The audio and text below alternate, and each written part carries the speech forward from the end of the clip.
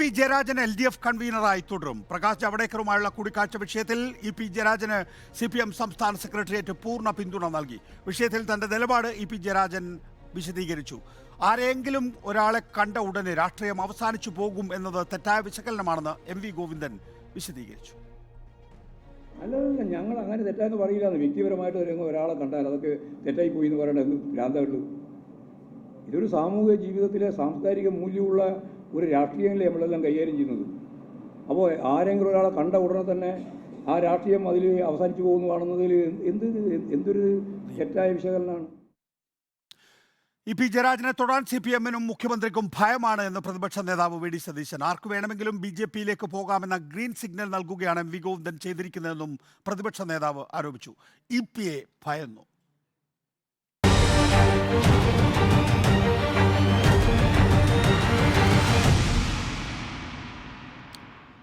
VP Sajeendran Congress, Sandeep Warrier BJP, Varghese George RJD, A Sajeevan രാഷ്ട്രീയ നിരീക്ഷകൻ എന്നിവരാണ് നമ്മോടൊപ്പം ഉള്ളത്. ആദ്യം ശ്രീ VP സജീന്ദ്രൻ, EPക്കെതിരെ LDF കൺവീനർ സ്ഥാനത്ത് നിന്ന് അദ്ദേഹത്തെ നീക്കുന്നില്ല എന്ന് മാത്രമല്ല, അച്ചടക്ക നടപടിയുടെ കാര്യത്തിൽ പോലും ഒരു ഉറപ്പ് പറയുന്നില്ല. നടപടിയെടുക്കാൻ സംഘടനാപരമായ എന്തെല്ലാം കാര്യങ്ങൾ കൈകാര്യം ചെയ്തിട്ടാണ് നടപടിയെടുക്കാൻ കഴിയുക എന്ന ചോദ്യമാണ്. താങ്കളുടെ വിലയിരുത്തൽ എന്താണ് സജീന്ദ്രൻ?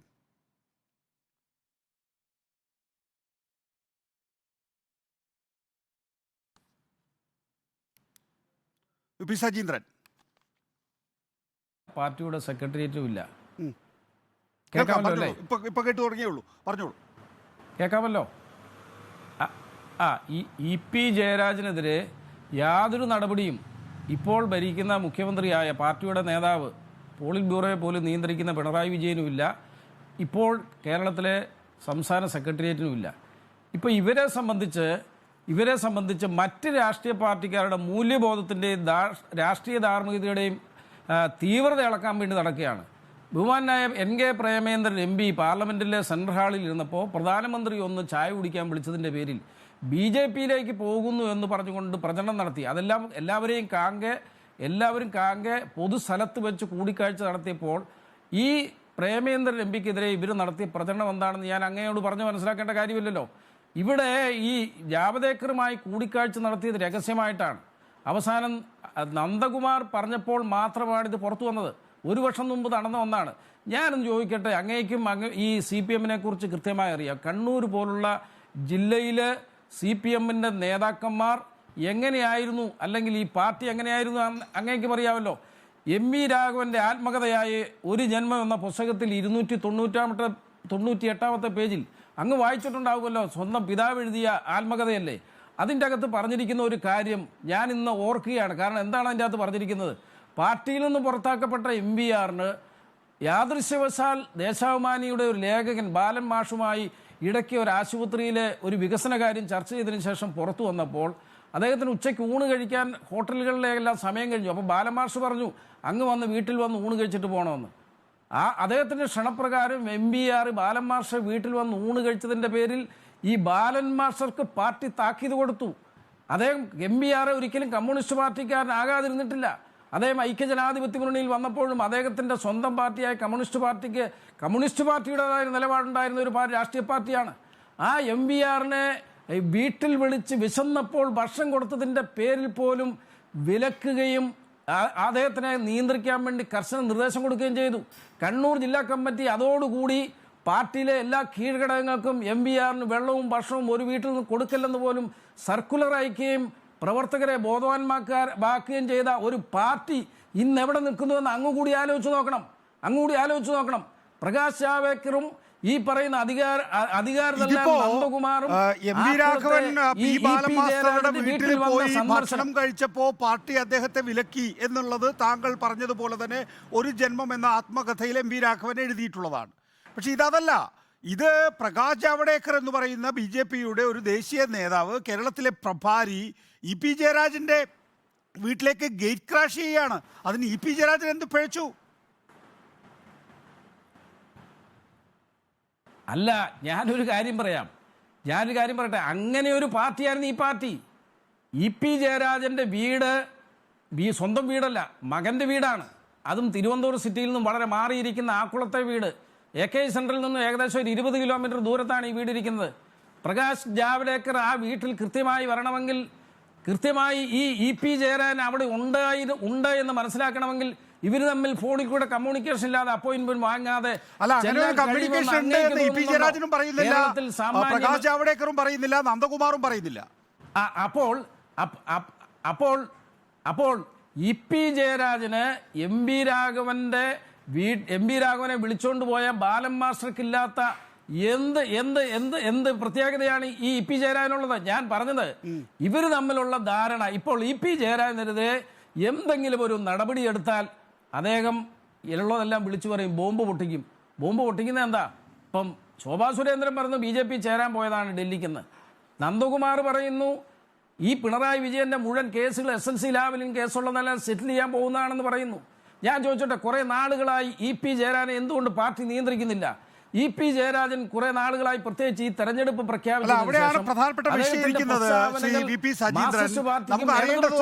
അതായത് ശോഭാ സുരേന്ദ്രൻ ഒന്ന് പറയുന്നു, നന്ദകുമാർ വേറൊന്ന് പറയുന്നു. ഇത് രണ്ടും തമ്മിൽ യോജിച്ചു പോകുന്നില്ല. ഇവർ തമ്മിലാണ് യഥാർത്ഥത്തിൽ ഈ പറയുന്ന എല്ലാ ഡീലുകളും നടത്താൻ ശ്രമം നടത്തിയിട്ടുള്ളത്. ഞാൻ വരാം ശ്രീ VP സജീന്ദ്രൻ, താങ്കളെ അടുത്ത ഘട്ടത്തിൽ അത്തരം കാര്യങ്ങളിൽ ഞാൻ മറുപടി പറയാൻ അനുവദിക്കാം. സന്ദീപ് വാര്യർ, ശ്രീ സന്ദീപ് വാര്യർ, ഇന്നിപ്പോൾ മലയാള മനോരമയിലും മാതൃഭൂമിയിലും ഒക്കെ തന്നെയും താങ്കളുടെ പാർട്ടിയുടെ സംസ്ഥാന വൈസ് പ്രസിഡന്റ് അഭിമുഖം കൊടുത്തിട്ടുണ്ട്. അതിനകത്ത് EP ജയരാജനുമായി ബന്ധപ്പെട്ട് അവർ നടത്തിയിട്ടുള്ള ഡീൽ എന്താണ് എന്ന് വിശദീകരിച്ചിട്ടുണ്ട്. ഇത് പാർട്ടിയുടെ അനുവാദത്തോടു കൂടിയാണോ, അല്ലെങ്കിൽ ഇങ്ങനെയൊക്കെയാണോ നടന്നത്? ശ്രീ സന്ദീപ് വാര്യർ.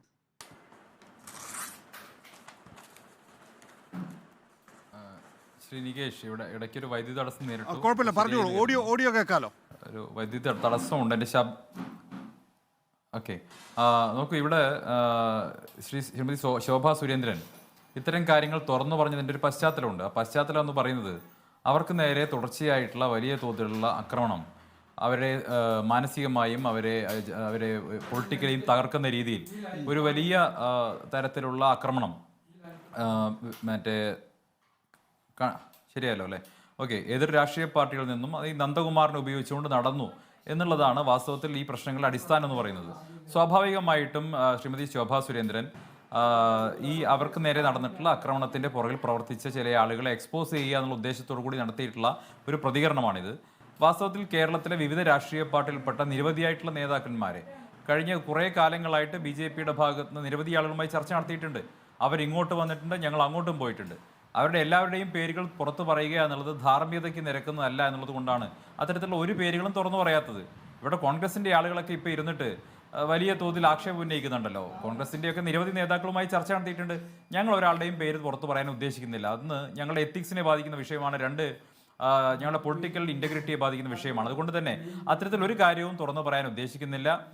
ഇവിടെ ഈ ചർച്ച മുന്നോട്ട് കൊണ്ടുപോകാനും ഞങ്ങൾ വാസ്തവത്തിൽ ആഗ്രഹിക്കുന്നില്ല.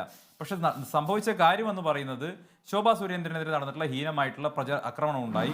അതിൽ സ്വാഭാവികമായിട്ടുള്ള ഒരു പ്രതിഷേധമാണ് അവർ പ്രകടിപ്പിച്ചത്. അതിന് പുറകിൽ പ്രവർത്തിച്ച ആളുകളെ എക്സ്പോസ് ചെയ്യുക എന്നുള്ള അവരുടെ ഒരു കർത്തവ്യമാണ് അവർ നിർവഹിച്ചിട്ടുള്ളത്. ഒരുപക്ഷെ TG നന്ദകുമാറിനെ ഉപയോഗിച്ച് ശോഭാ സുരേന്ദ്രനെ ടാർണിഷ് ചെയ്യാൻ വേണ്ടി രാഷ്ട്രീയ ശത്രുക്കൾ ശ്രമിച്ചു. അത് ശരിയോ തെറ്റോ എന്നുള്ളത് അവർ വിശദീകരിക്കട്ടെ. ആ നിലയിൽ ടാർണിഷ് ചെയ്യാനാണോ ശ്രമിച്ചത്, അതോ TG നന്ദകുമാർ 10 ലക്ഷം രൂപ തൻ്റെ കയ്യിൽ നിന്ന് വാങ്ങിയത് കൊണ്ട് സ്ഥല ഇടപാട് നടത്താത്തത് കൊണ്ട് നടത്തിയിട്ടുള്ള റെവലേഷനാണോ? അത് അവർ വിശദീകരിക്കട്ടെ. പക്ഷേ അവർ പറയുന്ന കാര്യങ്ങൾ ശരിയാണോ? ഇങ്ങനെയൊക്കെ നടന്നിട്ടുണ്ടോ?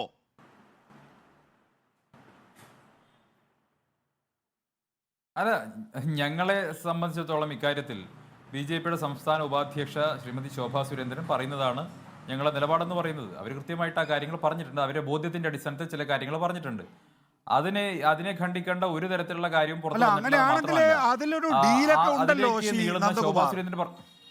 ഇങ്ങനെയാണോ സാധാരണഗതിയിൽ നിങ്ങൾ ആളുകളെ എടുക്കാറുള്ളത്? ഗവർണർ സ്ഥാനമൊക്കെ വാഗ്ദാനം ചെയ്തിട്ടാണോ സാധാരണഗതിയിൽ ആളുകളെ എടുക്കാറുള്ളത്? അത്തരത്തിൽ ഒരു വാഗ്ദാനവും ഉണ്ടായിട്ടില്ല. ശോഭാ സുരേന്ദ്രൻ പറയുന്നത് എന്ന് മാത്രമേ ശോഭാ സുരേന്ദ്രൻ പറഞ്ഞിട്ടുള്ളൂ.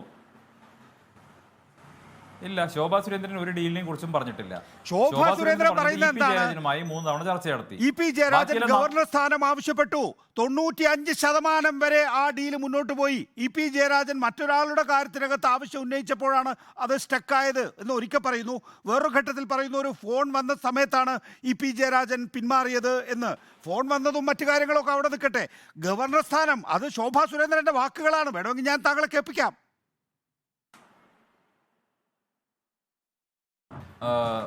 ഈ പ്രശ്നം എന്ന് പറയുന്നത് നമ്മൾ കേരളത്തിന്റെ ഒരു പരിപ്രേക്ഷ്യത്തിൽ നിന്ന് ചിന്തിക്കുമ്പോഴാണ് ഇതൊക്കെ വലിയ വിഷയമായി തോന്നുന്നത്. നമ്മളൊരു ഡെമോക്രാറ്റിക് കൺട്രി അല്ലേ, ഒരു ജനാധിപത്യ രാജ്യമാണ്. ജനാധിപത്യത്തിൽ സ്വാഭാവികമായിട്ടും രാഷ്ട്രീയ പാർട്ടികളിലേക്ക് ആളുകൾ ജോയിൻ ചെയ്യും. അതിലൊന്നും വലിയ പ്രശ്നം ഉണ്ടാക്കേണ്ട കാര്യമില്ല എന്ന്. ഇതൊക്കെ സ്വാഭാവികമായി സംഭവിക്കുന്ന കാര്യങ്ങളല്ലേ.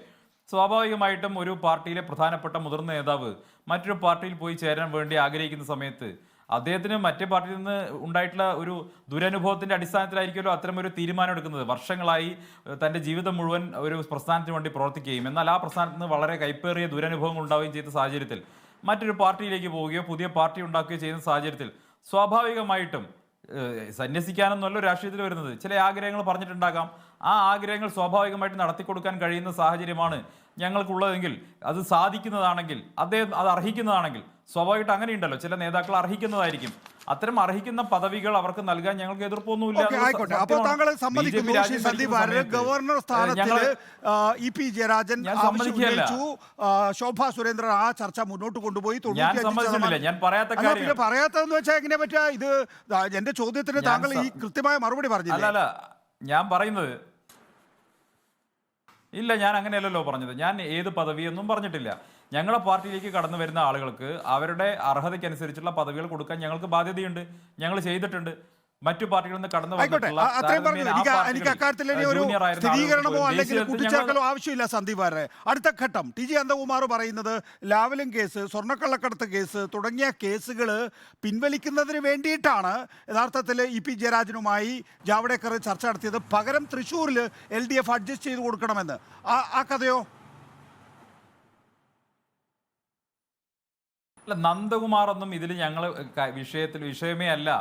നന്ദകുമാർ നോക്കൂ, ഇവിടെ ടി.ജി. നന്ദകുമാർ എന്ന് പറയുന്ന, നിങ്ങളിപ്പോൾ ടി.ജി. നന്ദകുമാർ എന്ന് നേരത്തെ ദല്ലാൽ നന്ദകുമാർ എന്നും വിളിച്ചിരുന്ന ആ നന്ദകുമാർ പറയുന്ന കാര്യങ്ങൾ വസ്തുതയുമായി ഒരു ബന്ധവുമില്ലാത്തതാണ്.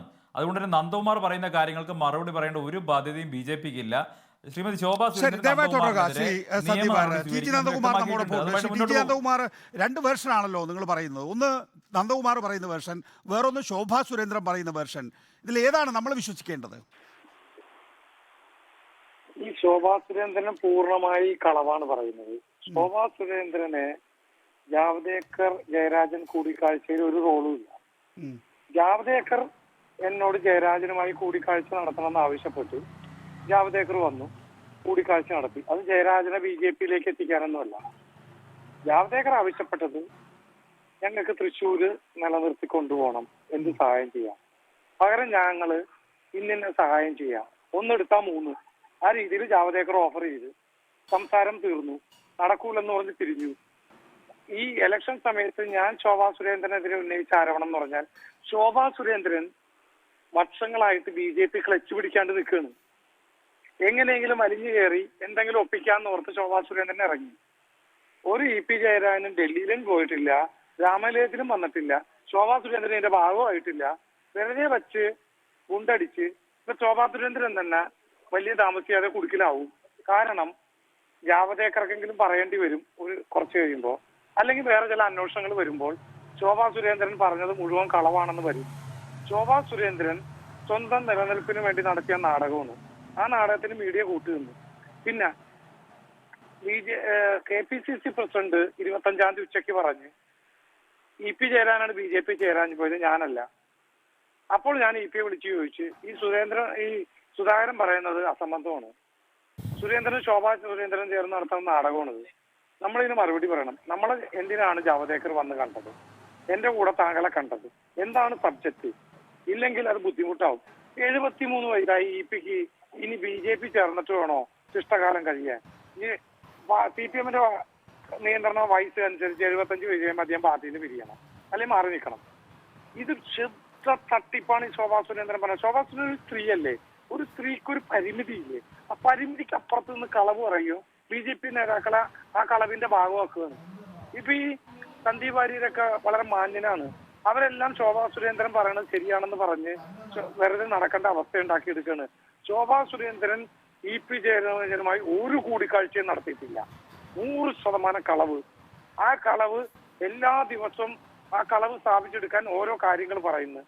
ഇപ്പോൾ EP ജയരാജനോട് പാർട്ടി പറഞ്ഞേക്കണത് നിയമ നടപടി സ്വീകരിക്കാനാണ്. നിയമ നടപടി എന്ന് പറഞ്ഞാൽ വക്കീൽ നോട്ടീസ് മാത്രമല്ല, EP ജയരാജന് പരാതിപ്പെടാം. പരാതിപ്പെട്ടാൽ ഒരു പോലീസ് അന്വേഷണം വരും ഗൂഢാലോചനയ്ക്ക്. ആ ഗൂഢാലോചനയിൽ ശോഭാ സുരേന്ദ്രനും ഈ KPCC പ്രസിഡന്റ് സുധാകരനും ഒക്കെ മറുപടി പറയേണ്ടി വരും. പറഞ്ഞ തെറ്റുകൾ തെറ്റാണെന്ന് തന്നെ കണ്ടെത്തും. അപ്പോ അതാണ് എനിക്ക് പറയാനുള്ളത്. നന്ദകുമാർ, ഇപ്പൊ താങ്കള് നിയമോപദേശം കൊടുക്കുകയാണ് EP ജയരാജന്. അല്ല, ഞാനെന്തിനാ EP ജയരാജന് നിർദ്ദേശം കൊടുക്കണം? EP ജയരാജനോട് പാർട്ടിയല്ലേ പറഞ്ഞത്. ശരി, ആയിക്കോട്ടെ, അതൊക്കെ അവിടെ നമ്മുടെ മുന്നിലുണ്ട്. എന്റെ ചോദ്യം, ഈ ആക്കുളത്തെ വീട്ടിലേക്ക് പ്രകാശ് ജാവ്ദേക്കറും താങ്കളും ഇടിച്ചു കയറി പോവുകയായിരുന്നു, ഒരു ഗ്രേറ്റ് ക്രാഷ് നടത്തുകയായിരുന്നു എന്നാണ് പറഞ്ഞത്. അങ്ങനെയാണോ സംഭവിച്ചത്? ഇടിച്ചൊന്നും കയറി പോയതൊന്നുമല്ല. ഞങ്ങള് അദ്ദേഹത്തെ കാണാൻ തന്നെ ചെന്നു. രാജുവിനെ വിളിച്ചു ചോദിച്ച് EP എവിടെ ഉണ്ടാന്ന് അറിഞ്ഞു ചെന്നത് തന്നെയാണ്. അല്ല, EP ജയരാജന്റെ അനുവാദത്തോടു കൂടിയാണോ നിങ്ങൾ കയറി പോയത്? ഒരു മിനിറ്റ് ഒന്ന് പറഞ്ഞു തീർക്കട്ടെ. അതായത് താഴെയുള്ള ലിഫ്റ്റിൽ നിന്ന് മുകളിൽ എത്തണമെങ്കിൽ 4 മിനിറ്റ് വേണം. ഞാനും ജാവ്ദേക്കറും സ്ട്രേഞ്ചർ ആണെങ്കിൽ മാജിക് ആയി കൂടി നോക്കിയിട്ട് ഞങ്ങളെ പറഞ്ഞു വിട്ടാൽ മതി. ഞങ്ങളെ പറഞ്ഞു വിടുകയല്ലേ ഇത്. ഡോറ് തുറക്കുക ചെയ്തത്. അപ്പൊ ഡോറ് തുറന്നു. ആ ഡോറ് തുറന്നാൽ പിന്നെ ഇരിക്കാനുള്ള അവസരം തന്നു. ഇരുന്നു, സംസാരിച്ചു, പിരിഞ്ഞു. അതിനകത്ത് BJPയിലേക്ക് EP ജയരാജനെ ചേർക്കാനൊന്നുമല്ല പോയത്. ജാവ്ദേക്കർ അദ്ദേഹം പറഞ്ഞു, ഞങ്ങൾക്കൊരു തെറ്റിദ്ധാരണ പറ്റി. കേരളത്തില് കോൺഗ്രസ് മുക്ത കേരളം എന്ന് പറഞ്ഞു പോയപ്പോൾ ഏറ്റവും കൂടുതൽ ആളുകള് ഹിന്ദുക്കള് നിൽക്കുന്ന പാർട്ടി CPM എന്നാണ് ഞങ്ങൾ ഇപ്പോൾ മനസ്സിലാക്കി. അപ്പൊ സമയം ഇലക്ഷനിലേക്ക് എത്തുകയാണ്. ഞങ്ങൾക്ക് തൃശ്ശൂര് ഞങ്ങളുടെ സ്ഥാനാർത്ഥി ജയിക്കണം. അതിനെന്തെങ്കിലും നീക്കുപോക്ക് നടക്കും. പകരം ഞങ്ങൾ ഇങ്ങനെ നീക്കുപോക്കുകൾ നടത്താം. EP ജയരാജൻ പറഞ്ഞ് നടക്കൂല, അത് മുന്നണിയുടെ സ്ഥാനാർത്ഥിയാണ്, ഞങ്ങൾക്ക് എന്ത് ചെയ്യാൻ കഴിയും. പക്ഷെ 2004 എന്നാൽ NDAയുടെ ഭാഗമായ PC തോമസ് മൂവാറ്റുപുഴയിൽ നിന്ന് ചില അഡ്ജസ്റ്റ്മെന്റുകൾക്ക് വിധേയമായി ജയിക്കുകയും ചെയ്തിട്ടുണ്ട്. അന്ന് മൂവാറ്റുപുഴയിൽ ശരിക്ക് ഇസ്മയിലിനെ കാൻഡിഡേറ്റ് ആക്കിക്കൊണ്ടാണ് PC തോമസിന് കടന്നു കയറാൻ കഴിഞ്ഞത്. അപ്പൊ ആ അനുഭവം മുമ്പിലുണ്ട്. അപ്പൊ അതൊന്നും മാറ്റി വെക്കപ്പെടണ്ട. പക്ഷെ ഇക്കാര്യത്തിൽ അവിടെ CPIയുടെ സ്ഥാനാർത്ഥിയാണ്, ഒന്നും ചെയ്യാൻ കഴിയില്ല. അപ്പൊ ഉടനെ പറഞ്ഞ് വൈദേഹത്തെ കുറിച്ച് പറഞ്ഞപ്പോ EP ജയരാജൻ തീർത്ത് പറഞ്ഞു വൈദേഹത്തെ കുറിച്ച് ഞാൻ പേടിക്കില്ല. അതൊക്കെ താങ്കൾ പറഞ്ഞാണല്ലോ. എന്റെ ചോദ്യം എന്ന് പറയുന്നത്, സാധാരണഗതിയിൽ ഒരു CPMന്റെ കേന്ദ്ര കമ്മിറ്റി അംഗം EP ജയരാജനെ പോലെ ഒരു മുതിർന്ന നേതാവിനെ പ്രകാശ് ജാവ്ദേക്കറെ പോലെ ഒരു മുൻ മന്ത്രി, കേരളത്തിന്റെ ചുമതലയുള്ള പ്രഭാരി ഒരു അപ്പോയിന്റ്മെന്റ് എടുക്കാതെ, കൂടിക്കാഴ്ചക്ക് സമ്മതിക്കാതെ വീട്ടിലേക്ക് ചെന്ന് കയറുമോ? ഞാൻ ചോദിക്കട്ടെ, ഞങ്ങൾ എന്താ ചെയ്തത്? പ്രകാശ് ജാവ്ദേക്കറും ഞങ്ങളും ഓൺ ദ വേയില് EP അവിടെ ഉണ്ടോ മകന്റെ ഫ്ലാറ്റിലെന്ന് ചോദിച്ചു. ഞാനും എന്റെ കൂടെ ഒരു സർപ്രൈസ് ആയി ആള് വരുന്നുണ്ട്. അദ്ദേഹത്തെ ഒഴിവാക്കണമെങ്കിൽ ലിഫ്റ്റിൽ നിന്ന് എൻട്രി പോയിന്റിലായ ഡോറിൽ വെച്ച് തന്നെ വേണമെങ്കിൽ ഒഴിവാക്കാമായിരുന്നല്ലോ. അതൊരു ന്യായമല്ലല്ലോ. നമ്മുടെ വീട്ടിലേക്ക്, നമ്മുടെ ഫ്ലാറ്റിലേക്ക് നമ്മളെ കാണാൻ പ്രകാശ് ജാവ്ദേക്കറിന്റെ ഒക്കെ തലപ്പൊക്കമുള്ള ഒരാൾ കയറി വരുമ്പോ ലിഫ്റ്റിൽ നിന്ന് ആളെ ഒഴിവാക്കുന്നതൊന്നും ശരിയായ രീതിയല്ല. അങ്ങനെയാണെങ്കിൽ EP ജയരാജൻ പറയുന്നതാണ് അതിന്റെ ന്യായം. ലിഫ്റ്റിൽ നിന്ന് ഒഴിവാക്കണം എന്നല്ല ഞാൻ പറഞ്ഞത്. ഡോറിൽ നിന്ന് EP ജയരാജൻ ഡോറിൽ വന്നിട്ട് എന്താണ് ജാവ്ദേക്കർജി, നമസ്കാരമുണ്ട്, എന്താണ് കൂടിക്കാഴ്ച, ഞാൻ എന്റെ മകന്റെ കുട്ടിയുടെ ബർത്ത്ഡേ ആഘോഷത്തിന്റെ ഭാഗമാണ്, ശരി വന്നതിന് നന്ദി എന്ന് പറഞ്ഞു വിട്ടാ പോരെ?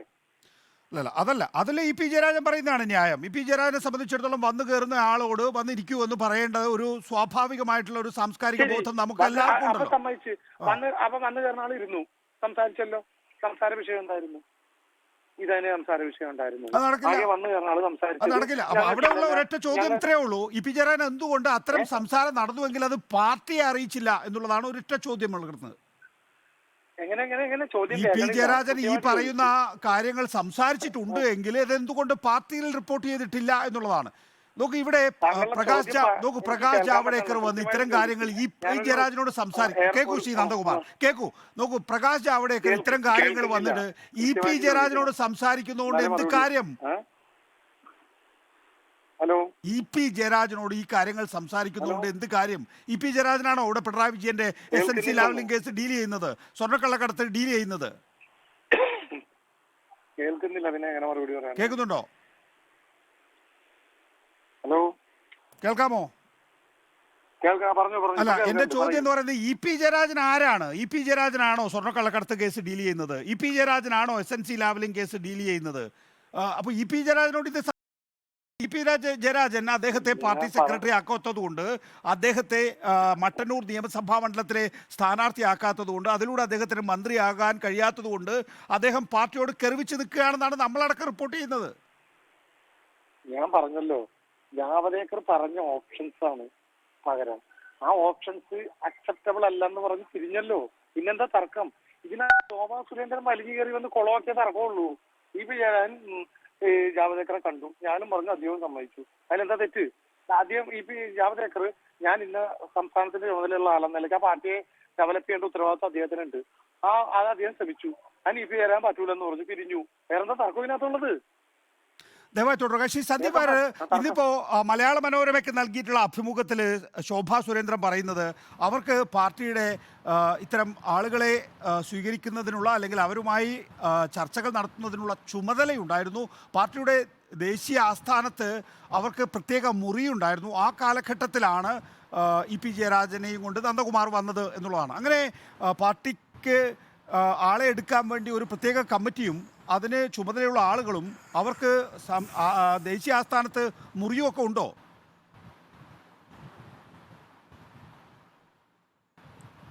അല്ല, ഞാൻ മനസ്സിലാക്കുന്നിടത്തോളം ശ്രീമതി ശോഭാ സുരേന്ദ്രൻ ആ കാലത്ത് മെമ്പർഷിപ്പ് ഡ്രൈവിൻ്റെ ചുമതലയുള്ള ആ കമ്മിറ്റിയുടെ ഭാഗമായിരുന്നു എന്നുള്ളതാണ്. അവർക്ക് ഓഫീസിനകത്ത് റൂമുണ്ടായിരുന്നു. അത്തരം കാര്യങ്ങളെ സംബന്ധിച്ചൊന്നും എനിക്ക് അറിവില്ല. കാരണം ഞാൻ ആ സമയത്ത് യുവമോർച്ചയുടെ ഒരു ഭാരവാഹി മാത്രമാണ്. അപ്പോൾ അതുകൊണ്ട് തന്നെ എനിക്ക് പാർട്ടിയുടെ അത്തരത്തിലുള്ള വിഷയങ്ങളെക്കുറിച്ച് എനിക്ക് അറിവില്ലാത്ത കാര്യങ്ങളെക്കുറിച്ച് പറയാൻ ഞാൻ ആഗ്രഹിക്കുന്നില്ല. പെട്ടെന്ന് നിഷ്കളങ്കനാവില്ലേ? നോക്കൂ, ഇതൊക്കെ പഠിച്ചിട്ടാണല്ലോ സാധാരണഗതിയിൽ നമ്മൾ ചർച്ചയ്ക്ക് വരിക. ആ സമയത്ത് മെമ്പർഷിപ്പ് ഡ്രൈവിൻ്റെ ഒരു കമ്മിറ്റി ഉണ്ടായിരുന്നുവെങ്കിൽ, മെമ്പർഷിപ്പ് ഡ്രൈവ് എന്ന് പറയുന്നത് മറ്റു പാർട്ടികളിൽ നിന്ന് ആളെ കൊണ്ടുവരാനുള്ള ഒരു കാമഫ്ലാഷ് ആണെങ്കിൽ അവർക്ക് ആ നിലയിൽ ഉത്തരവാദിത്വം ഉണ്ടെങ്കിൽ ശോഭാ സുരേന്ദ്രനാണ് ഇത്തരം ആളുകളോട് സംസാരിക്കേണ്ടത് ആദ്യഘട്ടത്തിൽ. പിന്നെ നമ്മൾ ദേശീയ തലത്തിലേക്ക് വിടാറുള്ളത്.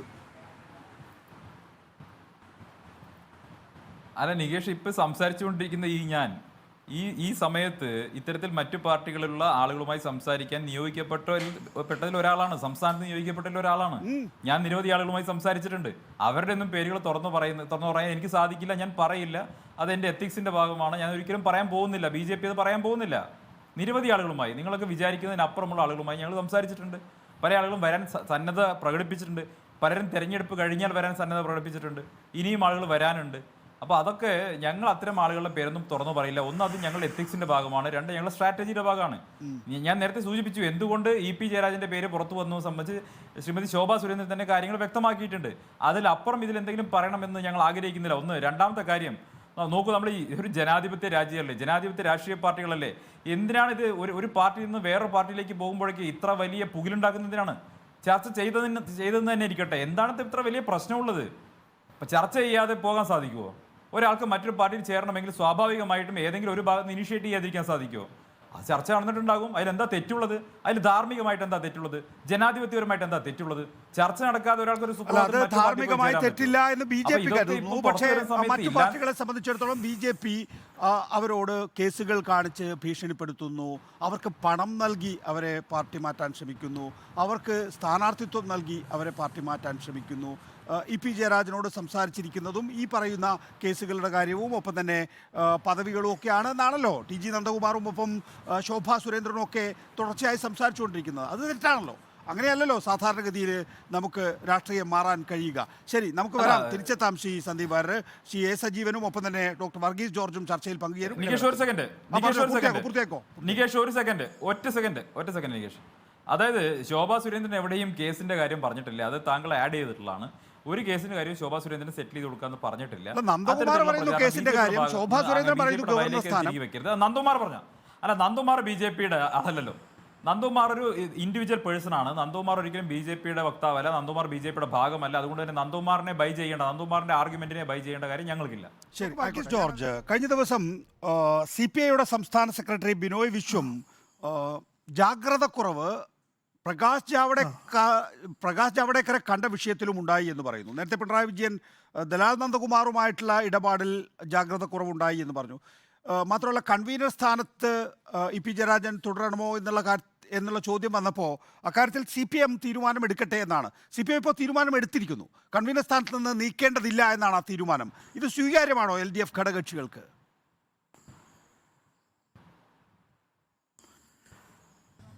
നികേഷേ, ഒന്ന് രണ്ട് കാര്യങ്ങൾ പറയാനുണ്ട്. അത് പറയാനുള്ള മോറൽ കൺവിക്ഷൻ ഉണ്ട് എന്നാണ് ഞാൻ കരുതുന്നത്. ഞാൻ LDF സ്റ്റേറ്റ് കമ്മിറ്റിയിലെ അംഗമാണ്. അതേസമയം തന്നെ RJDയുടെ സെക്രട്ടറി ജനറൽ എന്നുള്ള നിലയിൽ സോഷ്യലിസ്റ്റ് പ്രസ്ഥാനത്തിൻ്റെ പ്രത്യയശാസ്ത്രം ഉയർത്തിപ്പിടിക്കേണ്ടതും ആവശ്യമാണ്. അതുകൊണ്ട് 2-3 കാര്യങ്ങൾ. ഒന്ന്, ഈ തെരഞ്ഞെടുപ്പിൻ്റെ തുടക്കത്തിൽ തന്നെ ഒന്ന് സഖാവ് EP ജയരാജൻ ഒരു ഫൈൻ ഹ്യൂമൻ പേഴ്സണാണ്. ഞങ്ങളോടെല്ലാം വളരെ മാന്യമായിട്ടാണ് പെരുമാറുന്നത്. പക്ഷേ ഈ ഇലക്ഷൻ്റെ തുടക്കത്തിൽ അദ്ദേഹം നടത്തിയ ഒരു സ്റ്റേറ്റ്മെൻറ്റ് ഞങ്ങളെ വളരെ അസ്വസ്ഥമാക്കിയിരുന്നു. എന്താണെന്ന് ചോദിച്ചാൽ, കേരളത്തിൽ ഇലക്ഷനിലെ പ്രധാനപ്പെട്ട മത്സരം LDFും BJPയും തമ്മിലാണ്. BJP മികച്ച സ്ഥാനാർത്ഥികളെയാണ് നിർത്തിയിരിക്കുന്നത്. ഇത് വസ്തുതാവിരുദ്ധമാണ്. കഴിഞ്ഞ അസംബ്ലി ഇലക്ഷന് LDFന് കിട്ടിയ 45% വോട്ട്, UDFന് കിട്ടിയത് 39% വോട്ട്. BJPക്ക് BDJസുമായി ചേർന്ന് കഴിഞ്ഞ ഇലക്ഷന് മുമ്പ് 14% വോട്ടും പിന്നീടത് കുറഞ്ഞ് 10% വോട്ടും. അങ്ങനെ ശക്തമായ 2 മുന്നണികൾ നിൽക്കുമ്പോൾ കേരളത്തിൽ LDFും BJPയുമായി ആണ് മത്സരം എന്ന് പറഞ്ഞത് ഞങ്ങളെല്ലാവരെയും അമ്പരപ്പിച്ചു. അടുത്ത LDF യോഗത്തിൽ അത് ഞാൻ ഉന്നയിക്കും. രണ്ടാമത്തെ ഒരു കാര്യം, ഇന്നത്തെ CPMൻ്റെ സ്റ്റേറ്റ് കമ്മിറ്റി, CPM കേരളത്തിലെ ഏറ്റവും വലിയ ഒരു ഹെജിമണിയുള്ള പാർട്ടിയാണ്. അവരുടെ വിശ്വത്തെ നമ്മളൊരിക്കലും ചോദ്യം ചെയ്യുന്നില്ല. അവരുടെ ഒരു കൺസിഡേർഡ് ഒപ്പീനിയനാണ് ഇന്ന് പറഞ്ഞത്. പക്ഷേ അവർ പറഞ്ഞത് മിസ്റ്റർ നന്ദകുമാറുമായിട്ട് ഇനി ബന്ധം പാടില്ല. പക്ഷെ അതോടൊപ്പം അവർ പറയണമായിരുന്നു, ഒരു കാരണവശാലും പ്രത്യേകിച്ചും മധ്യസ്ഥന്മാരുടെയോ അല്ലാതെയോ സാഹചര്യത്തിൽ ഇതുപോലെയുള്ള BJPയുടെ ലീഡേഴ്സിനെ എൻ്റർടൈൻ ചെയ്യാൻ പാടില്ല എന്ന് ശക്തമായിട്ടൊന്ന് പറയണമായിരുന്നു, അസേർട്ട് ചെയ്യണമായിരുന്നു. അതൊരു വലിയ മെസ്സേജായിരിക്കും താഴത്തേക്ക് കൊടുക്കുന്നത്. അപ്പോൾ കണ്ടോ, കുഴപ്പമില്ല. ആ നിലയിൽ അതിനെ വളരെ ലഘുവായി ചിത്രീകരിച്ചത് വളരെ തെറ്റായ ഒരു പൊളിറ്റിക്കൽ മെസ്സേജാണെന്നാണ് എൻ്റെ അഭിപ്രായം. ഡോക്ടർ വർഗീസ് ജോർജ്, താങ്കൾ പറഞ്ഞതിന്റെ കാതൽ ഞാനൊന്ന് എടുത്തോട്ടെ. അതായത് നന്ദകുമാറുമായി ഇനി ബന്ധമുണ്ടാകരുത് എന്ന സന്ദേശം നൽകി CPIM. അത് ശരിയായ വിധത്തിലുള്ള സന്ദേശം തന്നെയാണ്. പക്ഷേ ഇത്തരം ദല്ലാളുമാരുമായുള്ള ഇടനിലയോടെ വരുന്ന രാഷ്ട്രീയക്കാരെ എൻ്റർടൈൻ ചെയ്യരുത് എന്ന് പറയാൻ കൂടി CPM തയ്യാറാകണമായിരുന്നു. ആകണമായിരുന്നു. ഒന്ന്, 2 കാര്യങ്ങൾ അതിൽ ആസ്പെക്ട്സ് ഉണ്ട്.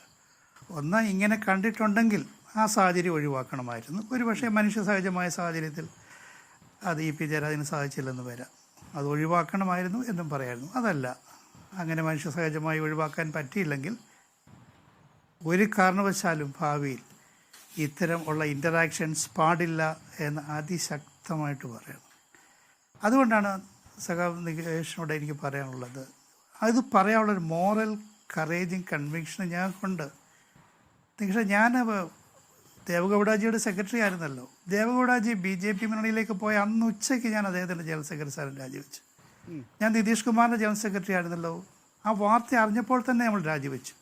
നമുക്ക് ഇന്ത്യൻ പോളിറ്റിക്സിൽ ഇപ്പോൾ അവിടെ സന്ദീപ് ഉണ്ട്, മിസ്റ്റർ നന്ദകുമാറുണ്ട്, അവർക്കെല്ലാവർക്കും ഒരു വലിയ ജീവൻ മരണ ഫൈറ്റ് നടന്നുകൊണ്ടിരിക്കുകയാണ്. അതിൽ ഇന്ത്യയിലെ ഏറ്റവും വലിയൊരു രാഷ്ട്രീയ പാർട്ടിയായ BJP, മറ്റു പാർട്ടികൾ, അവർക്ക് നോർത്ത് ഇന്ത്യയിലാണ് കൂടുതൽ സ്വാധീനമുള്ളത്. ഈസ്റ്റ് ഇന്ത്യയിലും സൗത്ത് ഇന്ത്യയിലും അവർക്ക് സ്വാധീനം കുറവാണ്. ആ 2 പ്രദേശങ്ങളിൽ നിന്ന് പരമാവധി ലീഡേഴ്സ്, സാധാരണ കേഡേഴ്സിനെയല്ല, ലീഡേഴ്സിനെ അവർ കൊണ്ടുവരാൻ അവർ പരിശ്രമിച്ചു. ധാരാളം മുഖ്യമന്ത്രിമാർ ഉൾപ്പെടെയുള്ളവരെ അവർക്ക് കിട്ടി. അങ്ങനെയുള്ള സാഹചര്യത്തിൽ ഒരു കാരണവശാലും ഇങ്ങനെയുള്ളൊരു ഇൻ്ററാക്ഷന്, പാരസ്പര്യത്തിന് CPMൻ്റെയോ LDFൻ്റെയോ ഘടകകക്ഷികൾ പോകാൻ പാടില്ല എന്നുള്ള ഒരു അന്ത്യശാസനം ഇന്ന് കൊടുക്കണമായിരുന്നു. ഇവിടെ വീഴ്ച പറ്റിയിരിക്കുന്നത്, അല്ലെങ്കിൽ താങ്കളുടെ ഭാഷയിൽ ശ്രീ EP ജയരാജന് വീഴ്ച പറ്റിയിട്ടുണ്ട്. വീഴ്ച പറ്റിയിരിക്കുന്നത് CPMൻ്റെ ഒരു നേതാവിന് മാത്രമല്ല, LDFൻ്റെ കൺവീനർക്ക് കൂടിയാണ്. അപ്പോൾ ഒരു LDF ഘടകകക്ഷി എന്നുള്ള നിലയിൽ RJD ഇക്കാര്യത്തിൽ നിലപാടെടുക്കുന്നുണ്ടോ? EP ജയരാജനെ കൺവീനർ സ്ഥാനത്ത് തുടരാൻ അനുവദിക്കാമോ? അല്ല, അത് വിഷയമല്ല. കാരണം അത് CPM ആണ് ഞങ്ങളുടെ പാർട്ടിയായിരുന്നു ഈ രാജ്യത്ത് LDFിൻ്റെ കൺവീനർമാർ വിശ്വംഭരനും വീരേന്ദ്രകുമാറും ഒക്കെ. പിന്നീട് അത് CPM ഏറ്റെടുത്തു. CPM ഏറ്റെടുത്തപ്പോൾ കഴിഞ്ഞ കുറേ കാലമായിട്ട് CPM ആണ് കൺവീനർമാർ. അതുകൊണ്ട് അവരെ കൺവീനറായി നിയമിക്കണോ ആര് തുടരണോ എന്നുള്ള ആ പാർട്ടിയുടെ തീരുമാനമാണ്. ഈ പി ജയരാജനെ അങ്ങനെ ശിക്ഷിച്ച് പുറത്താക്കണമെന്ന് എനിക്ക് അഭിപ്രായമില്ല. പക്ഷേ ഒരിക്കൽ കേരള രാഷ്ട്രീയത്തിൽ ഇത്രയും എക്സ്പ്ലോസീവായ ഒരു സാഹചര്യം ഉണ്ടായപ്പോൾ അതിനെ സംബന്ധിച്ച് CPM അസേർട്ട് ചെയ്ത് പറയണമായിരുന്നു. ഇനി യാതൊരു കാരണവശാലും ഇങ്ങനെയുള്ള സാഹചര്യങ്ങൾ ആവർത്തിക്കാൻ പാടില്ല. ഇന്ന് അവർ അസേർട്ട് ചെയ്തത് എന്താണ്? മിസ്റ്റർ നന്ദകുമാറുമായിട്ട് ബന്ധപ്പെടാൻ പാടില്ല എന്നുള്ളതാണ്. മറ്റേത് സാരമില്ല ആ രീതിയിൽ വന്നപ്പോൾ അത് തെറ്റായ ഒരു മെസ്സേജാണ്. അതുകൊണ്ട് തീർച്ചയായിട്ടും ഇപ്പം മൂന്നാമത്തെ ചോദ്യം ബിനോയ് വിശ്വത്തിൻ്റെ. ബിനോയ് വിശ്വം പറഞ്ഞ എന്താണ്? ഇത് CPMൻ്റെ തീരുമാനമാണ്, അത് അവരുടെ തീരുമാനം, ഞങ്ങളുടെ പാർട്ടിക്ക് ഞങ്ങളുടേതായ അഭിപ്രായമുണ്ട്. അതുകൊണ്ട് ഘടകകക്ഷികളെ സംബന്ധിച്ച് അവരുടെ അഭിപ്രായം അവർ രൂപീകരിക്കും. ഏതായാലും കഴിഞ്ഞ ഇലക്ഷന് മുമ്പാണ് ഏറ്റവും ഒടുവിൽ LDF സ്റ്റേറ്റ് കമ്മിറ്റി കൂടിയത്. LDFിൻ്റെ ജൂൺ 4 ശേഷമായിരിക്കും, ഇലക്ഷന് ശേഷമായിരിക്കും ഇനി LDF സ്റ്റേറ്റ് കമ്മിറ്റി കൂടാൻ പോകുന്നത്. ആ സമയത്ത് തീർച്ചയായിട്ടും ഞങ്ങളുടെ ഉത്കണ്ഠകൾ ഞങ്ങൾ പറയുക തന്നെ ചെയ്യും എന്നുള്ള കാര്യത്തിൽ യാതൊരു സംശയമില്ല. ഇവിടെ ഡോക്ടർ വർഗീസ് ജോർജ്, ശരിയാണ്, ഇപ്പോൾ നിങ്ങൾ LDF കൺവീനർ സ്ഥാനത്ത് നിന്ന് EP ജയരാജനെ നീക്കണമെന്ന് പറഞ്ഞാൽ അത് മുന്നണിയിലൊരു അസ്വസ്ഥത ഉണ്ടാക്കും. അങ്ങനെ ഒരു നിലപാട് ഒരുപക്ഷെ താങ്കൾ പ്രായോഗിക രാഷ്ട്രീയത്തിൽ എടുക്കാൻ സാധ്യതയില്ല എന്ന് ഞാൻ അനുമാനിക്കുന്നു. പക്ഷേ പ്രധാനപ്പെട്ട ഒരു കാര്യം താങ്കൾ പറഞ്ഞത്, ഒന്ന് ഇതൊരു തുടർച്ചയാണ് എന്നുള്ളതാണ്. ആദ്യം BJPയുടേത് മികച്ച സ്ഥാനാർത്ഥികളാണെന്ന് പറയുക, BJPയുമായിട്ടാണ് നേരിട്ടുള്ള മത്സരം എന്ന് പറയുക, അത് കഴിഞ്ഞതിന് ശേഷം അദ്ദേഹം പോളിംഗ് ദിനത്തിൽ താൻ ഒരു BJP നേതാവുമായി കൂടിക്കാഴ്ച നടത്തിയ കാര്യം പറയുക. ഇതിനൊരു തുടർച്ചയുണ്ടല്ലോ. സാധാരണഗതിയിൽ നമ്മൾ ഈ നാക്കുപിഴയൊക്കെയാണ് സാധാരണഗതിയിൽ ക്ഷമിച്ചു കൊടുക്കുക. ഈ തുടർച്ചയുണ്ടാവുമ്പോൾ അത് നാക്കുപിഴയാണോ? അതെ,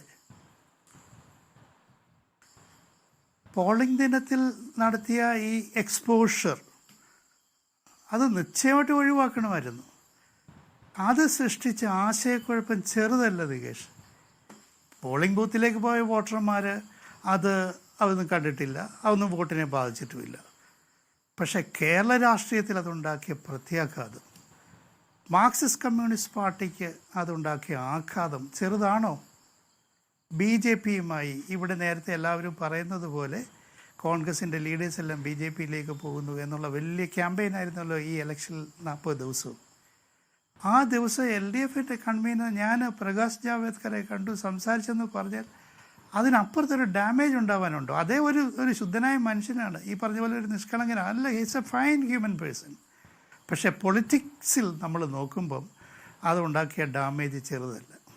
അതുകൊണ്ട് തീർച്ചയായിട്ടും തെരഞ്ഞെടുപ്പ് ദിവസത്തെ ആ പ്രസ്താവന ഒഴിവാക്കണമായിരുന്നു. അല്ല, എന്റെ ചോദ്യം തെരഞ്ഞെടുപ്പ് ദിവസത്തെ ആ പ്രസ്താവന ഒഴിവാക്കണമെന്നുള്ളതല്ല. അതിനു മുമ്പ് താങ്കൾ തന്നെ ചൂണ്ടിക്കാണിച്ച സംഭവങ്ങൾ, അതായത് BJPക്ക് മികച്ച സ്ഥാനാർത്ഥികൾ, BJPയും LDFും തമ്മിലാണ് മത്സരം എന്നത്, ഒടുവിൽ പ്രകാശ് ജാവ്ദേക്കറുടെ വിഷയവും തുറന്നു പറയുമ്പോൾ ഒരു തുടർച്ച അവിടെയുണ്ട്. അവിടെയാണ് ഈ നാക്കുപിഴയല്ല അത് എന്ന തോന്നലുണ്ടാക്കുന്നത്. അപ്പോൾ അത് ബോധപൂർവമാണോ?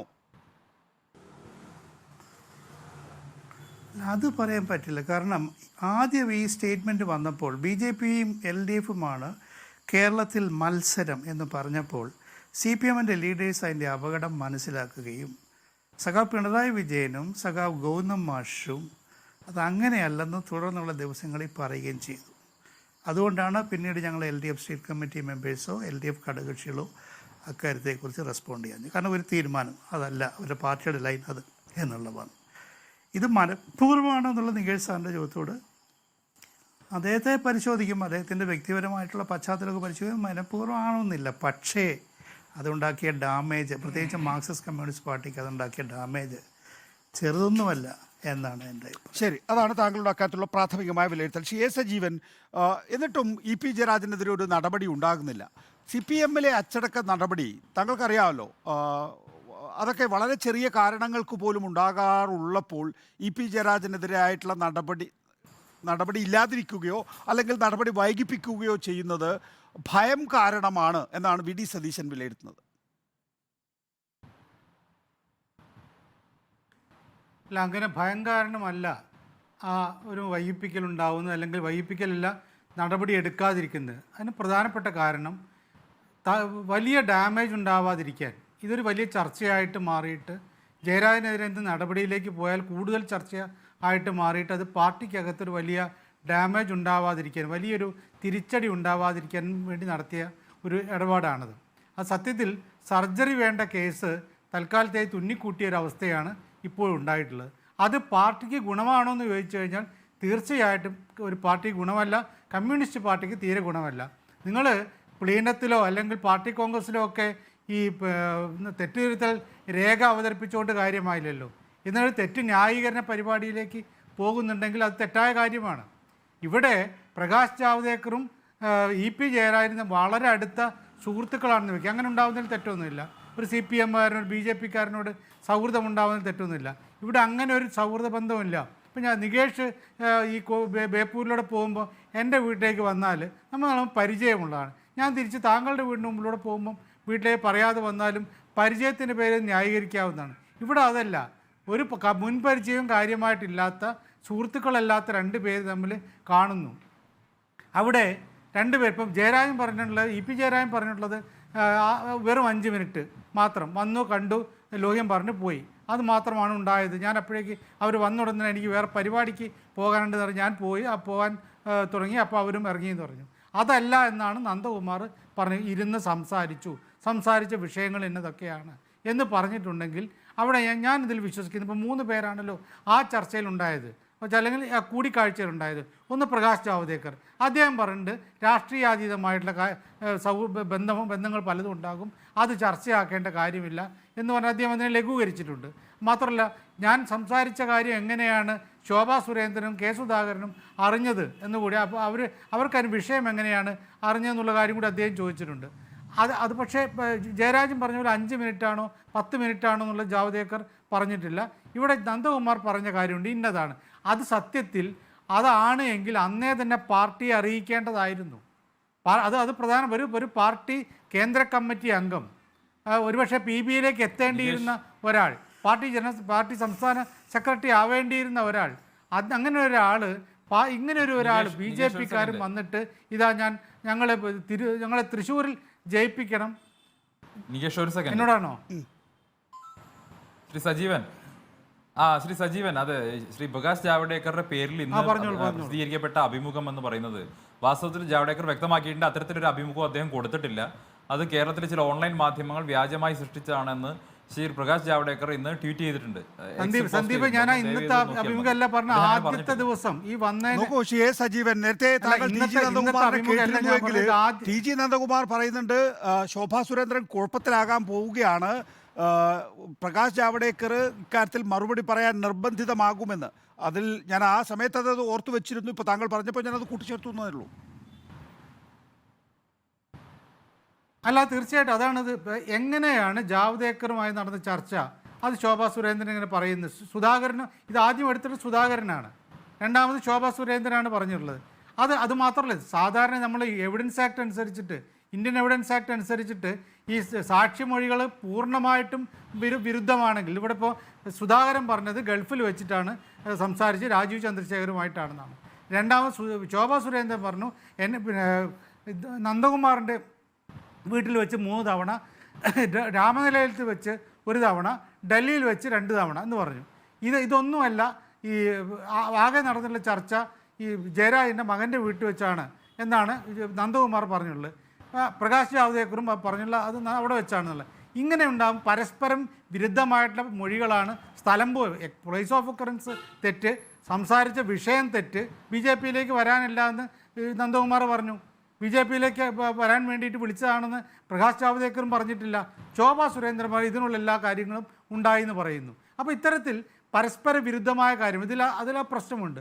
പക്ഷേ ഒരു പാർട്ടി നേതാവ് എന്ന നിലയിൽ, പാർട്ടി കേന്ദ്ര കമ്മിറ്റി എന്ന നിലയിൽ തീർച്ചയായിട്ടും ഇ പി ജയരാജൻ ഇങ്ങനെ ഒരു സംഭവം ഉണ്ടായിട്ടുണ്ട്. ജാവ്ദേക്കർ വന്നിട്ട് തൻ്റെ വീട്ടിൽ വന്ന് ഇങ്ങനെ പറയുന്നു, ഞങ്ങളെ ലാവ്ലിൻ കേസ് ഒഴിവാക്കി തരാം, സ്വർണ്ണക്കള്ളക്കടത്ത് കേസ് ഒഴിവാക്കി തരാം, ബാക്കിയുള്ള പല കേസുകൾ മനസ്സിലാകാത്ത ഒരു കാര്യം എന്ന് പറയുന്നത്, നന്ദകുമാറുമായി സംസാരിച്ചപ്പോഴാണ് ആ സംശയങ്ങൾ വീണ്ടും ഉണ്ടാകുന്നത്. ഈ ദല്ലാൽ നന്ദകുമാറുമായിട്ടുള്ള ബന്ധങ്ങൾ അവസാനിപ്പിക്കണം എന്ന് സെക്രട്ടേറിയറ്റും കാണുന്നു. MV ഗോവിന്ദ മാസ്റ്റർ വാക്കുകളാണ്. 26-ാം തീയതി പിണറായി വിജയൻ തന്നെ പറഞ്ഞു, കോട്ട്, ബന്ധമുണ്ടായാൽ ഇങ്ങനെയാണ് പ്രശ്നങ്ങളായി വരിക എന്ന് അന്ന് തന്നെ പിണറായി വിജയൻ സൂചിപ്പിച്ചു എന്നാണ് ഇന്ന് എം വി ഗോവിന്ദൻ മാസ്റ്റർ പറയുന്നത്. അല്പം മുമ്പ് നന്ദകുമാർ സംസാരിക്കുമ്പോൾ ഇ.പി. ജയരാജനുമായി സംസാരിച്ചു എന്ന സൂചന നൽകുന്ന വിധത്തിൽ, അതായത് ശോഭാ സുരേന്ദ്രൻ്റെയും കെ സുധാകരൻ്റെയും വെളിപ്പെടുത്തലിന് ശേഷം അല്ലെങ്കിൽ അവരുടെ ആരോപണങ്ങൾക്ക് ശേഷം DG നന്ദകുമാർ ഇ.പി. ജയരാജനെ വിളിച്ചിട്ട് നമ്മൾ മറുപടി പറയണം എന്ന് പറഞ്ഞു എന്നാണ് പറയുന്നത്. അപ്പോൾ ബന്ധം അവസാനിപ്പിച്ചു എന്ന് ഇ.പി. ജയരാജൻ സെക്രട്ടേറിയറ്റിനോട് പറഞ്ഞുവെങ്കിൽ തന്നെയും ബന്ധം അവിടെ എവിടെയോ തുടരുന്നുണ്ട് എന്നുള്ളത് ഒന്ന്. അത് ഇ.പി. ജയരാജനുമായിട്ടുള്ള ബന്ധം. ജാവ്ദേക്കർ മറുപടി പറയാൻ നിർബന്ധിതമാകുമെന്ന് സ്വമേധയാ കണ്ടെത്തിയ കാര്യമായിട്ട് തോന്നുന്നില്ല.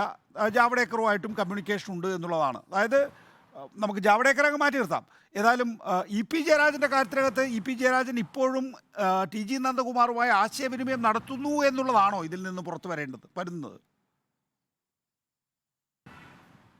തീർച്ചയായിട്ടും അദ്ദേഹത്തിൻ്റെ രീതി അനുസരിച്ച് അദ്ദേഹം പെട്ടെന്നൊന്നും മാറുന്ന ആളൊന്നുമില്ല. കാരണം ഇത്തരത്തിലുള്ള രാഷ്ട്രീയമായ പക്വത വേണ്ടിടത്ത് അത് പ്രകടിപ്പിക്കാത്ത, രാഷ്ട്രീയമായിട്ട് ഔന്നത്യം കാണിക്കേണ്ടിടത്ത് അത് കാണിക്കാത്ത ആളാണ് ഇ.പി. ജയരാജൻ എന്ന കാര്യം നമുക്ക് പലപ്പോഴും ബന്ധു നിയമനത്തിൻ്റെ കാര്യം മാത്രമൊന്നുമില്ല. ഈ പിണറായി സർക്കാരിന്, ഒന്നാം പിണറായി സർക്കാരിൻ്റെ കാലത്തും രണ്ടാം പിണറായി സർക്കാരിൻ്റെ കാലത്തും ഞാനത് പറയുന്ന തെളിവുകളുണ്ടോയെന്ന് ചോദിച്ചാൽ അങ്ങനെ തെളിവായിട്ട് പറയും. ഇ.പി. ജയരാജൻ മറ്റ് എന്താണ് LDFന് അഭിമതരല്ലാത്ത ആളുകളെ കീ പോസ്റ്റിൽ ഇരുത്തുന്നതിൽ അദ്ദേഹത്തിന് പങ്കുണ്ട് എന്നുള്ള ആരോപണങ്ങൾ വരെ ഉണ്ടായിരുന്നു. പാർട്ടിയിലെ ചർച്ചയായിരുന്നു എന്നാണ് ഞാൻ മനസ്സിലാക്കുന്നത്. അപ്പോൾ ഇത്തരത്തിലുള്ള കാര്യങ്ങളൊക്കെ ഉണ്ടാവുന്നു. ഇത് പാർട്ടി പക്ഷേ ജയരാജന് വന്നിട്ടുള്ളൊരു ജാഗ്രത കുറവെന്ന് മാത്രം പറഞ്ഞുകൊണ്ട് ഒഴിവാക്കിയിട്ട് കാര്യമില്ല.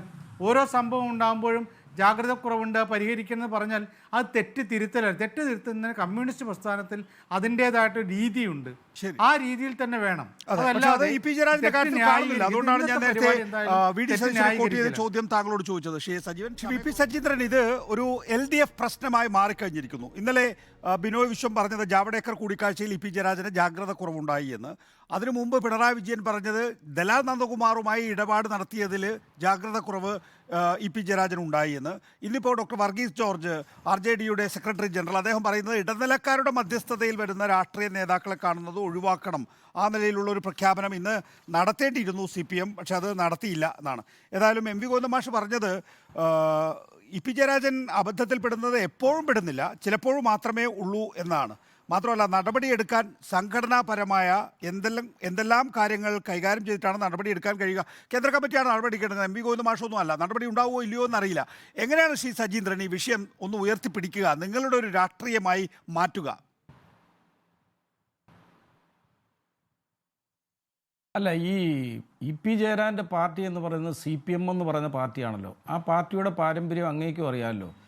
അതായത് MVR-നെ പോലെ, അതുപോലെ KR ഗൗരിയമ്മയെ പോലെ കേരളത്തിലെ ജനങ്ങളുടെ മനസ്സിൽ കുടിയേറിയിരുന്ന പാർട്ടി നേതാക്കളെ പുറത്താക്കിയ പാർട്ടിയാണ് ഈ പാർട്ടി. അതായത് AKGക്ക് തുല്യമായി കേരളത്തിലെ ജനങ്ങളുടെ ഇടയിൽ സ്വാധീനമുണ്ടായിരുന്ന ഈ രണ്ട് നേതാക്കളെ കരിവേപ്പില പോലെ പുറത്തെറിഞ്ഞ പാർട്ടിയാണ് ഈ പാർട്ടി. ആ പാർട്ടി എന്തുകൊണ്ട് കഴിഞ്ഞ കുറേ നാളുകളായി പാർട്ടിക്കെതിരെ സംസാരിക്കുകയും പാർട്ടിക്കെതിരായുള്ള വിഷയങ്ങളിൽ ഇടപെടുകയും ചെയ്യുന്ന ഇ.പി. ജയരാജനെതിരെ ഒരു നടപടി പോയിട്ടൊരു താക്കീത് കൊടുക്കാൻ പോലും തയ്യാറാകുന്നില്ല? അതല്ലേ നമ്മൾ ആദ്യം അന്വേഷിക്കേണ്ടത്. ഞാൻ ചോദിച്ചോട്ടെ, ഈ പാർട്ടിയുടെ സംസ്ഥാന സെക്രട്ടറി ഗോവിന്ദൻ മാഷ് പറയുന്നു അദ്ദേഹം ഒരു ഫ്രോഡാണെന്ന് പറഞ്ഞു, മുഖ്യമന്ത്രി പിണറായി വിജയൻ പറഞ്ഞു ഈ ദലാൽ നന്ദകുമാർ ഗജ ഫ്രോഡാണ്. രണ്ടുപേർക്കും ഒരേ അഭിപ്രായമാണ്. എന്നിട്ടും ഒരു വർഷം മുമ്പ് പാർട്ടിയുടെ സംസ്ഥാന സെക്രട്ടറി എം വി ഗോവിന്ദൻ മാഷ് നയിച്ച ജാഥയിൽ പങ്കെടുക്കാതെ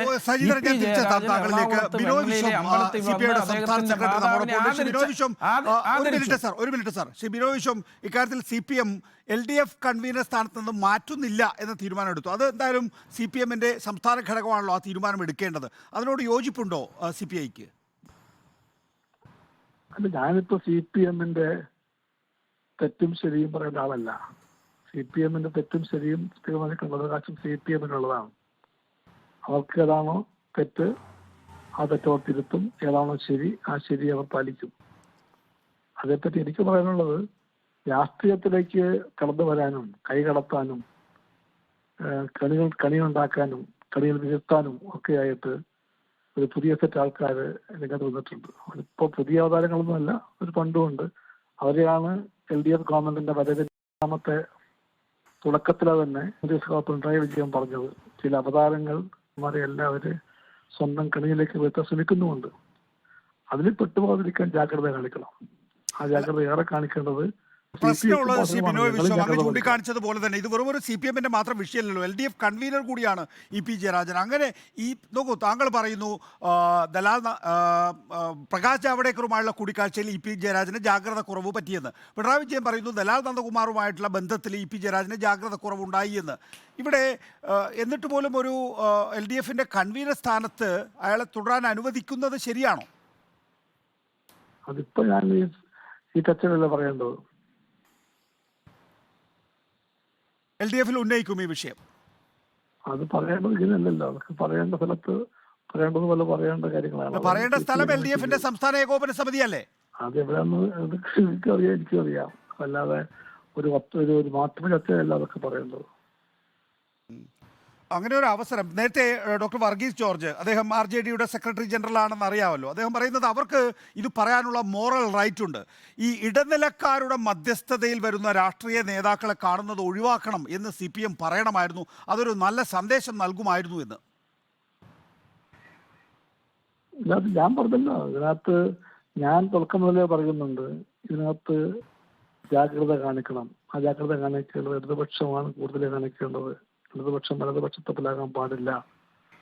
ഇടതുപക്ഷത്തിന്റെ നേതാക്കന്മാർക്ക് ഒരു ധാർമ്മിക ബാധ്യതയുണ്ട്. അവരെന്താണോ പറയുന്നത് അണികളോട് ചെയ്യാൻ, ആ കാര്യങ്ങൾ നടപ്പിലാക്കാൻ അവർക്കാണ് കൂടുതൽ ചുമതലയുള്ളത്. ആ ചുമതലയെ പറ്റി ഇടതുപക്ഷത്തിലെ നേതാക്കന്മാർക്ക് ഇരട്ടി ജാഗ്രത വേണം. ഈ ഉപദേശങ്ങളൊക്കെ താഴെയുള്ളവർക്കും നിങ്ങൾ നേതാക്കന്മാർക്കും ഒന്നും ബാധകമല്ല. അതൊരു ശരിയായിട്ടുള്ള കമ്മ്യൂണിസ്റ്റ് ശൈലിയല്ല. ഇക്കാര്യത്തിൽ CPM-മായ ഒരു ഉഭയകക്ഷി ചർച്ചയ്ക്ക് സാധ്യതയുണ്ടോ ബിനോയ് വിശ്വം? CPI-ക്കും CPM-നും തമ്മിൽ ഇതിൽ മാത്രമല്ല, ഏത് വിഷയത്തിൽ എത്ര വേണമെങ്കിലും അതാകാം. ബിനോയ് വിശ്വത്തിന് ഈ കാര്യങ്ങൾ ബോധ്യപ്പെടുമെന്നാണ് MV ഗോവിന്ദ മാസ്റ്റർ പ്രതീക്ഷ പ്രകടിപ്പിച്ചത്. അല്ലാതെ ഞങ്ങൾ തന്നെയുള്ള വിശ്വാസമാണത്. അല്ല, അങ്ങനെ ഒരു വിശ്വാസം നിങ്ങൾക്ക് അങ്ങോട്ടുണ്ടോ? ഞങ്ങൾ തമ്മിൽ പരസ്പരം കൈകോർത്ത് പിടിച്ചു പോകേണ്ട രണ്ട് കമ്മ്യൂണിസ്റ്റ് പാർട്ടികളുടെ സംസ്ഥാന സെക്രട്ടറിമാരാണ്. നിങ്ങൾ തമ്മിൽ അങ്ങോട്ടും ഇങ്ങോട്ടും മ്യൂച്വൽ ട്രസ്റ്റ് ഉണ്ടെന്ന് കൂട്ടിക്കോ. പക്ഷേ ഇഷ്യൂസിൽ വരുമ്പോൾ സമയത്ത് യോജിപ്പുകൾ ഉണ്ടാകാറുണ്ടല്ലോ സാധാരണഗതിയിൽ. ഇഷ്യൂസ് ഉണ്ടാകാം, ഇഷ്യൂസിൽ വിയോജിപ്പും ഉണ്ടാകാം. പക്ഷേ ഇന്നത്തെ ഇന്ത്യൻ രാഷ്ട്രീയത്തിൽ ഞങ്ങൾക്ക് വിയോജിപ്പിനേക്കാൾ എത്രയോ അധികമാണ് യോജിപ്പുകൾ. യോജിപ്പിന്റെ മേഖലകളൊക്കെ നമ്മൾ എപ്പോഴും പറയുന്നതാണല്ലോ. വിയോജിപ്പിന്റെ മേഖലയിലാണ് ഇപ്പോൾ എത്തിയിരിക്കുന്നത്. അത് ഉഭയകക്ഷി ചർച്ചയിലാണോ LDF യോഗത്തിലാണോ? LDF യോഗത്തിൽ പറയേണ്ട ഉഭയകക്ഷി ചർച്ചയിലാവുമ്പോൾ നാട്ടുകാർ അറിയില്ലല്ലോ. മാധ്യമങ്ങളുടെ ചർച്ചയെ വെച്ചല്ല നിയോജിക്കേണ്ടത്. അതിന് സ്ഥലമുണ്ട്.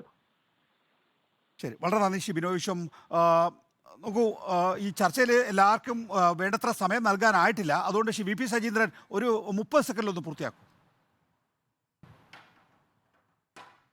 അപ്പം ഞാൻ പറഞ്ഞു വന്നത് ഈ അധികാര ദല്ലാൽ നന്ദകുമാറുമായി വളരെ വർഷങ്ങൾക്ക് മുമ്പ് EP ജയരാജന് ബന്ധമുണ്ടെന്ന് അറിഞ്ഞിട്ടും പാർട്ടി താക്കീത് കൊടുക്കാൻ തയ്യാറായിട്ടില്ല. അതുപോലെ തന്നെ ഈ EP ജയരാജൻ്റെ ഭാര്യയുടെ ഉടമസ്ഥതയിലുള്ള വൈദേഹൻ റിസോർട്ട് രാജീവ് ചന്ദ്രശേഖരൻ്റെ ഭാര്യയുടെ ഉടമസ്ഥതയിലേക്ക് പാർട്ണർഷിപ്പ് ബോസിൽ ബിസിനസ് മാറ്റിയിട്ടും പാർട്ടി യാതൊരു നടപടിയെടുക്കാൻ തീരുമാനിച്ചില്ല, ഒരു താക്കീത് പോലും കൊടുക്കാൻ തീരുമാനിച്ചിട്ടില്ല. അവസാനം എന്താ സംഭവിച്ചത്? ഇവിടെ നമ്മുടെ വർഗീസ് ജോർജ് LDF-ന്റെ ഘടകകക്ഷിയുടെ നേതാവ് തന്നെ പറഞ്ഞതുപോലെ അദ്ദേഹം ഈ ഇലക്ഷൻ സമയത്ത് നടത്തിയ പ്രസ്താവനകൾ അത് യഥാർത്ഥത്തിൽ BJP-യെ സഹായിക്കാൻ വേണ്ടി മാത്രമായിരുന്നു. BJP-യുടെ സ്ഥാനാർത്ഥികൾ മികച്ച സ്ഥാനാർത്ഥികളാണെന്ന് പറയുകയും അത് വെച്ചുകൊണ്ട് കോഴിക്കോട്ടെ MD രമേശ് എന്ന് പറഞ്ഞ BJP സ്ഥാനാർത്ഥി തെരഞ്ഞെടുപ്പ് സമയത്ത് പ്രചരണം നടത്തിയിട്ട് പോലും CPM-ന്റെ ആളുകൾക്ക് പ്രതിരോധിക്കാൻ പോലും പറ്റാത്ത രീതിയിലേക്ക് അവർ പ്രചരണവുമായി മുന്നോട്ട് പോയി. ഇതൊക്കെ തുടർച്ചയായിട്ടുണ്ടായിട്ടും ഒരു രീതിയിലും EP ജയരാജനെ ഒരു രീതിയിലും താക്കീത് കൊടുക്കാൻ തയ്യാറാകാത്ത എന്തെന്ന് ചോദിച്ചു കഴിഞ്ഞാൽ പിണറായി വിജയനും EP ജയരാജനും തമ്മിൽ കൂടിയാലോചിച്ചിട്ടാണ് ഈ BJP നേതാക്കളുമായി എല്ലാം തന്നെ ഈ ഇടപാടുകൾ നടത്തിക്കൊണ്ടിരിക്കുന്നത്.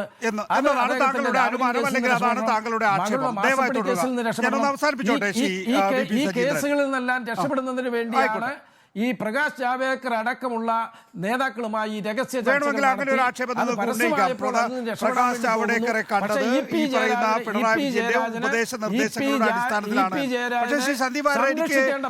സാധാരണഗതിയിൽ ചർച്ചയിൽ കാണിക്കാറുള്ള ഒരു ആർജവം സന്ദീപ് വാര്യർ ഈ വിഷയത്തിൽ കാണിക്കാത്തതിന്റെ കാര്യം മനസ്സിലാവും.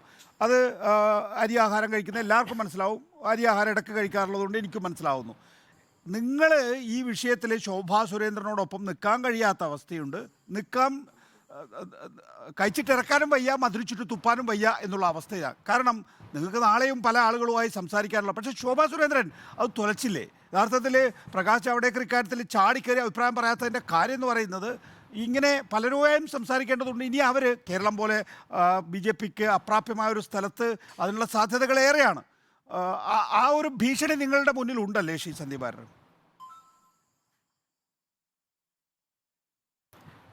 വാസ്തവത്തിൽ എനിക്ക് തോന്നുന്നത് EP ജയരാജൻ എന്ന് പറയുന്ന നേതാവിനെതിരായി കുറേ കാലമായി കണ്ണൂർ CPM-നകത്ത് നിൽക്കുന്ന വലിയ തോതിലുള്ള ഒരു പടയൊരുക്കമുണ്ട്. ആ പടയൊരുക്കത്തിൻ്റെ ഭാഗമായിട്ട് EP ജയരാജൻ എന്ന് പറയുന്ന ആൾക്ക് വലിയ മാനസിക വിഷമം അക്കാലത്ത് ഉണ്ടായിട്ടുണ്ട്. അതിൻ്റെ ഭാഗമായിട്ട് അദ്ദേഹം സംസാരിച്ചിരിക്കാം എന്നുള്ളതിൽ ആർക്കും തർക്കമുണ്ടാവില്ല. സംസാരിച്ചിട്ടുണ്ടായി. EP ജയരാജൻ്റെ അന്നത്തെ അവസ്ഥ അതായിരുന്നല്ലോ, ഒറ്റപ്പെട്ട് നിൽക്കുക, മന്ത്രി പദവി നഷ്ടപ്പെടുന്ന സാഹചര്യം ഉണ്ടായി, സൈബർ സഖാക്കൾ ഒന്നിച്ച് EP ജയരാജനെ ആക്രമിക്കുന്ന സാഹചര്യം ഉണ്ടായി. ഒരുപക്ഷെ കേരളത്തിൽ KT ജലീലിന് സംരക്ഷണം ഒരുക്കിയിട്ടുള്ള CPM-ന്റെ നേതൃത്വവും സൈബർ സഖാക്കളും EP ജയരാജൻ എന്ന് പറയുന്ന ഇത്രയും കാലത്തെ പാരമ്പര്യമുള്ള കമ്മ്യൂണിസ്റ്റ് നേതാവിനെ സാമൂഹ്യ മാധ്യമങ്ങളിൽ അങ്ങേയറ്റം അധിക്ഷേപിച്ചു. അതിൻ്റെ ഭാഗമായിട്ട് അദ്ദേഹത്തിൻ്റെ മന്ത്രിപദവി നഷ്ടപ്പെട്ടു, അദ്ദേഹത്തിന് അർഹതപ്പെട്ട പല കാര്യങ്ങളും CPM-ൽ നഷ്ടപ്പെട്ടു. സ്വാഭാവികമായിട്ടും മനുഷ്യനല്ലേ സന്യസിക്കാനെന്നുള്ള രാഷ്ട്രീയത്തിൽ വരുന്നത്. അങ്ങനെ BJP-യുമായി ചർച്ച നടത്തിയിട്ടുണ്ടെങ്കിൽ അതിൽ ജനാധിപത്യത്തിൽ എന്താ തെറ്റുള്ളത്? നിങ്ങൾ നോക്കൂ, EP ജയരാജൻ അല്ലെങ്കിൽ മറ്റൊരുപാട് നേതാക്കളൊക്കെ BJP-യുമായി സംസാരിച്ചിട്ടുണ്ട്. അപ്പോൾ ഒരുപക്ഷെ യാദൃശികമായിരിക്കാം. എനിക്ക് തോന്നുന്നത് കണ്ണൂരിൽ ഈ പരിപാടി നടക്കുന്ന അന്ന് രാവിലെ കണ്ണൂരിൽ നിന്ന് ജനശതാബ്ദിയിലോ മറ്റോ ആണ് പിന്നെ ഇദ്ദേഹം EP ജയരാജൻ തൃശ്ശൂരിലേക്ക് വരുന്നത്. യാദൃശികമായി അന്നത്തെ ട്രെയിനിൽ ഞാനുണ്ട്. ഞാൻ ഷൊർണൂരിൽ ഇറങ്ങിയാണ്. അതിനു മുമ്പ് അദ്ദേഹവുമായി സംസാരിച്ച് സൗഹൃദം പങ്കിട്ട ശേഷമാണ് ഇറങ്ങിയതെന്ന് എൻ്റെ ഓർമ്മ. കഴിഞ്ഞ മാസം എറണാകുളത്ത് ഒരു കല്യാണത്തിൽ ഞങ്ങൾ ഒരുമിച്ച് കണ്ട് ദീർഘനേരം സംസാരിച്ചാണ്. അപ്പൊ അത്തരം കാര്യങ്ങൾ സംസാരിക്കാറുണ്ട്. അതിലൊന്നും ഒരു തെറ്റ് കാണുന്നില്ല. ഇതൊക്കെ വലിയ പ്രശ്നമാക്കി BJP-യുമായി സംസാരിക്കുന്നതോ മഹാഭാവം. നന്ദി സഹകരിച്ചതിന് VP സജീന്ദ്രൻ, സന്ദീപ് വാര്യർ, വർഗീസ് ജോർജ്, ഒപ്പം തന്നെ A സജീവൻ, TG നന്ദകുമാർ, ഒപ്പം തന്നെ ബിനോയ് വിശ്വം ടെലിഫോണിൽ ലൈനിൽ സംസാരിച്ചതിന്.